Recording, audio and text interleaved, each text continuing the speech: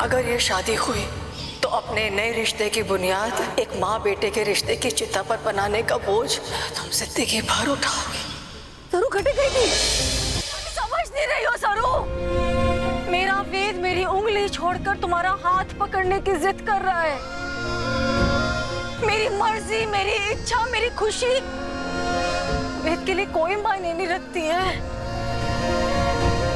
ये लो, जब आग लगानी है मेरे परिवार में, मेरे रिश्ते में, तो ये लो, अपने हाथ से लगाओ सरू और जलाकर खाक कर दो मेरी ये सारी यादें, मेरी और वेद की ममता की यादें, ये सब जलाकर खाक कर दो। ना माता, मैं ऐसे कुछ भी ना करना चाहूँ, लेकिन यही तो हो रहा है ना सरू। आज वेद आंखों में आंखें डालकर मेरे खिलाफ खड़ा है, मेरी मर्जी के खिलाफ जाकर तुमसे शादी करने की जिद कर रहा है तुम्हारे लिए। और तुम समझ नहीं रही हो सरू, अगर ये शादी हो गई उसकी जिद में मेरे और मेरे वेद का रिश्ता खत्म हो जाएगा सरू, हमेशा हमेशा के लिए। मेरी ममता, मेरी यादें, मेरी जिंदगी सब खत्म हो जाएगी, सब जल जाएगी। और अगर जलनी है तो जलाओ ना। ताराजी, ताराजी, नहीं करिए, चलो खत्म कर दो मेरी ममता को, कर दो ना। सारा जी आप गलत समझ रही है, मैं ऐसे सपने में भी ना सोच सकूं।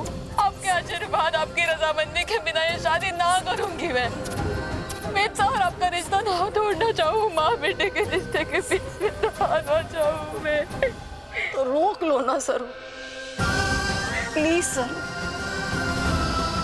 उसके सर से ये कोर्ट मैरिज का भूत उतार दो ना सर। उसको बोलो ना कि वो मेरी शर्त मान ले, रुक जाए 1 साल के लिए, जब तक तुम फर्स्ट रैंक IAS ऑफिसर नहीं बन जाती। क्योंकि अगर 4 दिन के बाद ये शादी हुई तो वेद अपनी माँ को हमेशा हमेशा के लिए खो देगा। तारा जी ऐसे कभी भी ना होगा, आप गलत समझिए। एक बात याद रखना सर, अगर ये शादी हुई तो अपने नए रिश्ते की बुनियाद एक माँ बेटे के रिश्ते की चिता पर बनाने का बोझ तुम जिंदगी भर उठाओगे।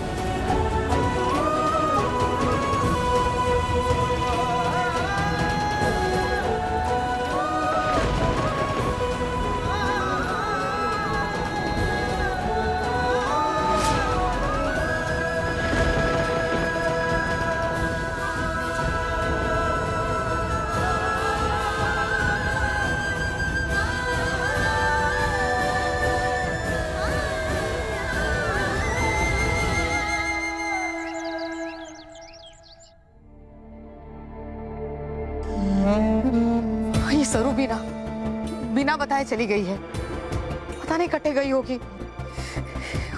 उसका फोन भी ना लग रहा है, हमारे को घड़ी चिंता हो रही है और इतनी देर भी हो गई। आप पता लगाइए ना। मैं फुल्ला को फोन करके पूछता हूँ, शायद उससे कुछ पता हो।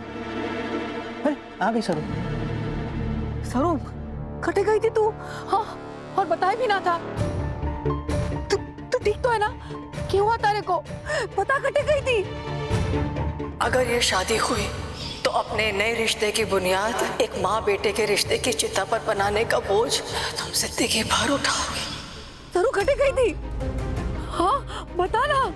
वो फुल्ला की तबीयत अचानक से बिगड़ गई थी तो उसी की वजह से जाना पड़ा। बस यही बात है ना, और कुछ ना है ना? नहीं माहिरी, तू चिंता ना कर, बस फुल्ला ने बुलाया था तो भागी चली गई। ठीक है, अगर फुल्ला को कोई और जरूरत हो तो हमें बताना, ठीक है? चल खाना खा लो, आओ।